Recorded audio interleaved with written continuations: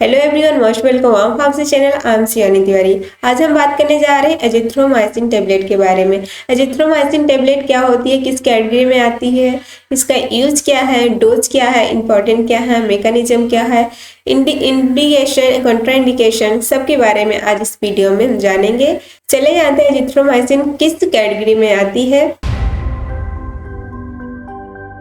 It is a macrolides class antibiotic which is used to treat different bacterial infection.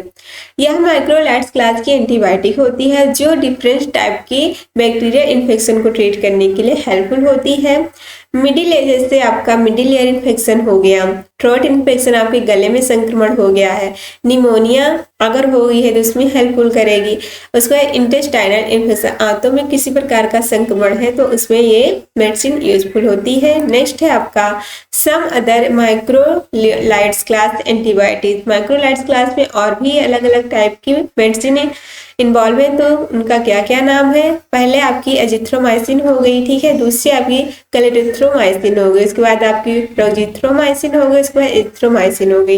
Erythro और एजिथ्रो दोनों different medicine होती हैं, लेकिन ये एक माइक्रोलाइड क्लास की एंटीबायोटिक है। नेक्स्ट है आपका important, azithromycin was the firstly discover इन 1950। इसका निर्माण कब हुआ?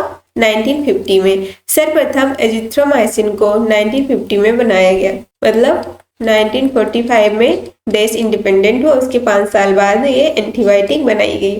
रोजिथ्रोमाइसिन, clarithromycin and azithromycin are the later addition.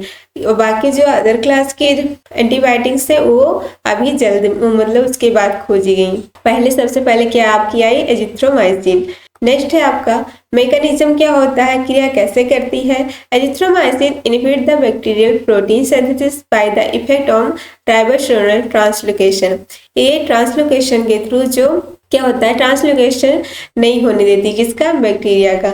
Azithromycin bacteria के अंदर राइबोसोम का ट्रांसलोकेट नहीं होने देती है, जिससे प्रोटीन की सिंथेसिस रुक जाती है। This drug mainly bind with the 50S सब यूनिट ऑफ बैक्टीरियल राइबोसोम। यह जीवाणुओं के 50S राइबोसोम की प्रभावित करती है। नेक्स्ट है आपका it low concentration of drug it act as a bacteriostatics. इस दवाई की कम मात्रा दी जाए तो वह जीवाणुओं की वृद्धि रोक देती है।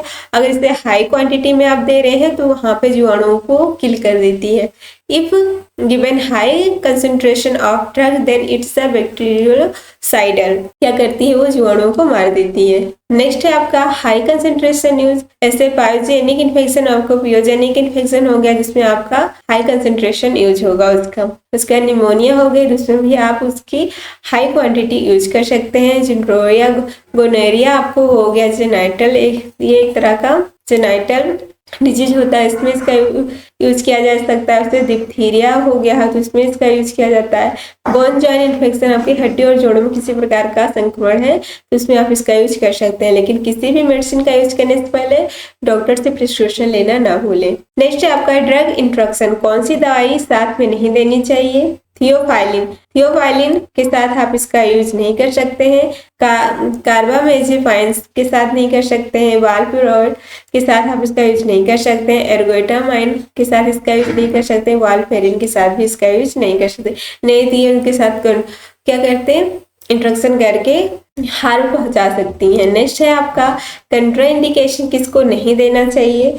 लो mechanism in magnesium in blood, अगर आपके ब्लड में मैग्नीशियम की क्वांटिटी कम है तो उस कंडीशन में भी इस मेडिसिन का यूज नहीं देना चाहिए। लो पोटेशियम इन ब्लड, अगर पोटेशियम भी कम है तब उस कंडीशन में नहीं देना चाहिए। स्केलेटल मसल्स डिजीज, अगर आपको स्केलेटल मसल डिजीज से रिलेटेड कोई बीमारी है तो उसमें भी इसका यूज नहीं किया जाना चाहिए। हियरिंग लॉस, अगर आपको सुनाई ना देता हो तो उसमें कंडीशन में भी ये मेडिसिन नहीं देनी चाहिए। एबनॉर्मल हार्ट बीट, हृदय गति नियंत्रित न होने पर, उसके प्रेगनेंसी अवस्था में भी इसको नहीं देना चाहिए। नेक्स्ट है आपका एडल्ट डोज, किसकी मात्रा में देना चाहिए। नॉर्मल इन्फेक्शन 250 mg BD 3 दिन देनी चाहिए। सीवियर इन्फेक्शन 500 mg OD देना चाहिए 3 दिन तक। उसके बाद पेडियाट्रिक डोज कितनी मात्रा में देना चाहिए। बच्चों में आप ये डोज 2 से 5 साल के बच्चे 5 ml ओडी 3 दिन तक देनी चाहिए। 3 दिन के बाद ये दवा बंद कर देनी चाहिए। अगर आप डॉक्टर उससे ज़्यादा लेने के लिए कह रहे हैं तो फिर ले सकते हैं। अगर आप इसका पीडीएफ चाहते हैं तो उसके लिए आप हमारे वाव फार्मेसी ऐप के साथ कॉन्टेक्ट कर सकते हैं। यहाँ पे ये सारे पीडीएफ आपको अवेलेबल करवा दिए जाएंगे। यहाँ पे और भी मेडिसिनल पीडीएफ पड़े हुए हैं तो उनको आप यहाँ से पढ़ सकते हैं। और थैंक यू फॉर वॉचिंग। आज की वीडियो में इतना ही।